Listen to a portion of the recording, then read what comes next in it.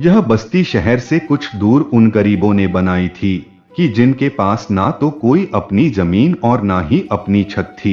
वक्त ने जब करण और अंजलि को गुर्बत की चादर में लपेटा तो वह भी इसी बस्ती में आ बसे।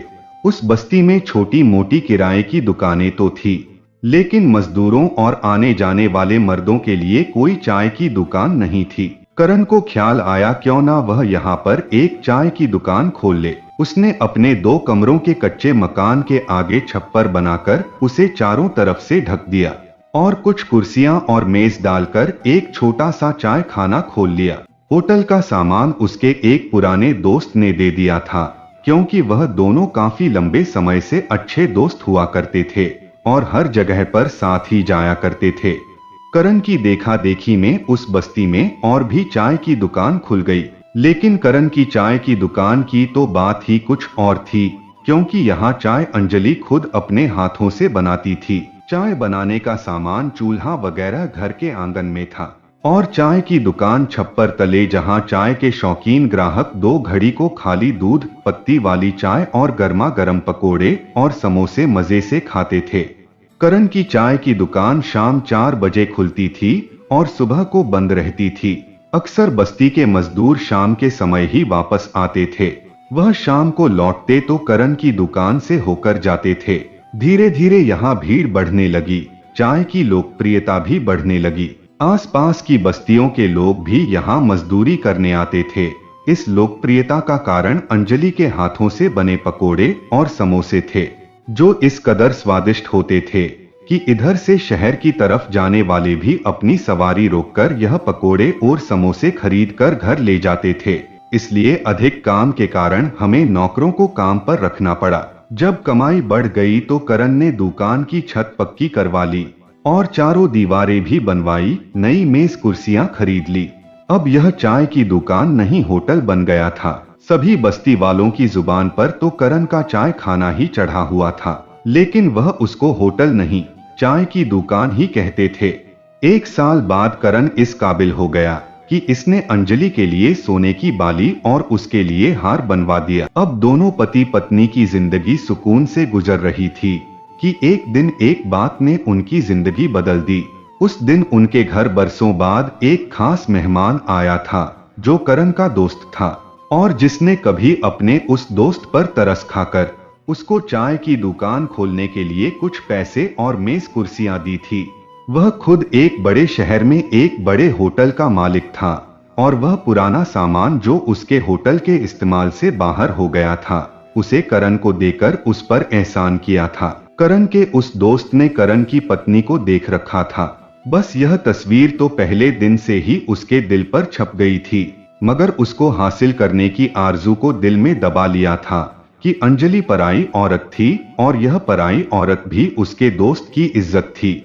जब वह आया तो करण ने उसको अपने घर के अंदर चारपाई पर बैठाया और अपनी पत्नी से कहा कि मेरा जिगरी दोस्त बहुत दिनों बाद आया है, तुम मेरे मेहमान के लिए अच्छे से अच्छा खाना बनाओ। अंजलि ने ऐसा ही किया।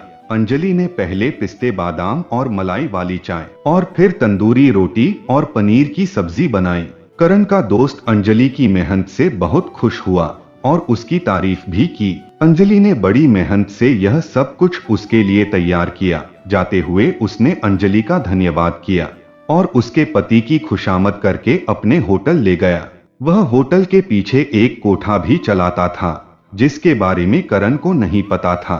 उसने देखा कि यहाँ का माहौल तो पहले जैसा नहीं रहा और काफी बदल चुका है। होटल तो सामने के हिस्से में मौजूद था, मगर पिछले हिस्से में जहां उसने करण को बिठाया, वहां अलग अलग आयु और तरह तरह की शक्लों के लोग बारी बारी खूबसूरत गिलासों में शराब पी रहे थे। करण को उसकी बदबू बहुत बुरी महसूस हुई। जैसे ही करण ने वहां से उठना चाहा, तो उसके दोस्त ने करण का हाथ थामकर जबरदस्ती बिठा लिया।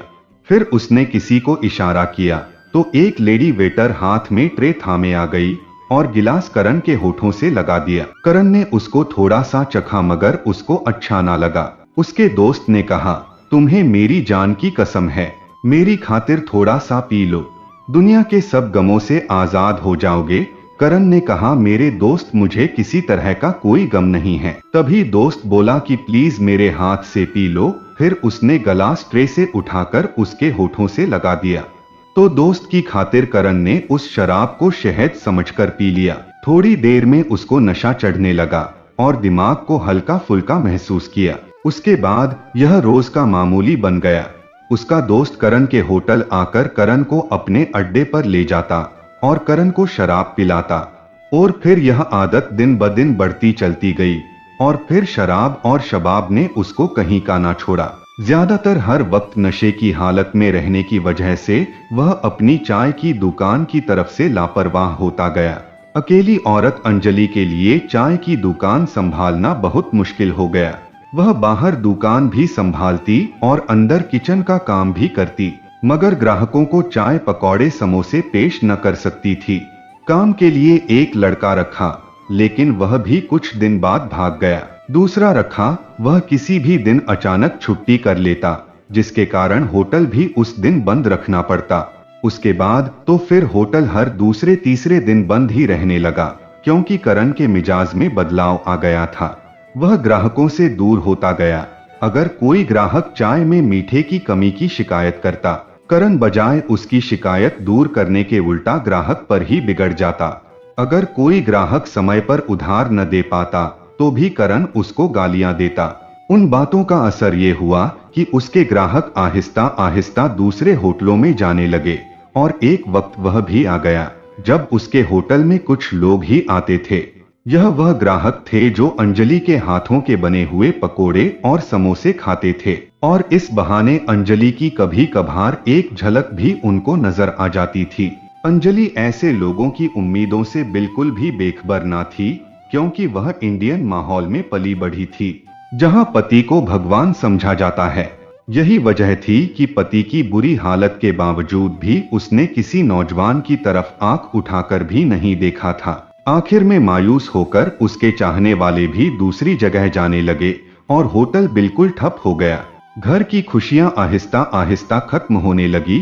अंजलि के जेवर भी दांव पर लग गए। उसके बाद होटल का कुछ सामान बिका और आखिर में घर के अंदर के खाने पीने के बर्तनों की बारी आ गई। यूं छोटा सा सजा हुआ घर वीरान हो गया। करण जानता था कि अभी कुछ नौजवान अंजलि की एक झलक देखने के लिए होटल में बैठने की ख्वाहिश रखते हैं। वह यह भी जानता था कि अगर अंजलि चाहे तो उनके बुरे दिन खत्म हो सकते हैं। उसने बार बार अपनी पत्नी को इस तरह के इशारे भी दिए कि अगर मैं दुकान पर ना बैठ सकूं तो तुम खुद भी गल्ले पर बैठ सकती हो।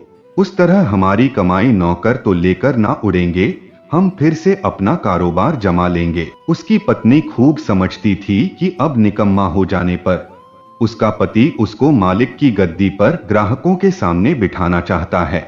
आखिर एक दिन उसने अंजलि को साफ साफ कह दिया कि अब यह होटल तुम चलाओगी, किचन का काम नौकर करेंगे और तुम गल्ले पर बैठोगी और ग्राहकों पर नजर रखोगी। तुम ही चाय की दुकान को बाहर से संभालो। मैं अब पहले की तरह यह काम नहीं कर सकता। मेरी सेहत ठीक नहीं रहती है। अब जिंदा रहने की बस यही वजह बाकी रह गई है कि तुम ग्राहकों को खुद संभालो। यह कहकर उसने अंजलि को गौर से देखा। इतनी गरीबी के बावजूद उसमें भरपूर कोशिश थी, बस जरा मेकअप की जरूरत थी। फिर उसने अंजलि से कहा कि वह अब मेकअप किया करे और कोई अच्छा सा सूट पहनकर ग्राहकों से पैसे खुद ले लिया करें। तभी अंजलि गुस्से से बोली, ऐसा तुमने सोचा भी कैसे? मैंने नहीं सोचा, मेरे दोस्त ने यह सोचा है कि गुर्बत को दूर करने के बहुत से तरीके होते हैं। उसने ही मुझको समझाया है कि मुसीबत से लड़ने का एक तरीका यह भी है कि तुम मालिक की गद्दी पर बैठ जाओ। थोड़ी देर में वह यही आने वाला है ताकि तुमको भी समझाएं कि औरतों को मर्दों के साथ काम करने की कितनी जरूरत है। उसने भी अपने होटल में वेटर औरतें रखी हुई है। देखो उसका होटल कैसे चल रहा है, हर वक्त ग्राहकों से भरा रहता है और दौलत पत्तों की तरह बरसती है। करण की बातें सुनकर अंजलि डर गई। उसने चौंक कर अपने पति की तरफ देखा और यह सोचकर उसकी आंखों से आंसू बहने लगे कि उसके पति की शर्म को क्या हो गया है। क्या वाकई नशा इंसान की सोच समझ को खत्म कर देता है? उसको सोचते हुए पाकर करण ने जोर से चिल्लाकर कहा के तैयार हो जाओ और अच्छा सा सूट पहन लो, अभी मेरा दोस्त आने वाला है। अंजलि ने ऐसा करने से मना कर दिया तो उसका पति अंजलि पर बिगड़ गया और अंजलि के मुंह पर एक जोरदार थप्पड़ मार दिया और फिर उसे धक्का दे दिया। वह फर्श पर जा गिरी। 2 दिन भूखी है और अब भी अकड़ दिखा रही है।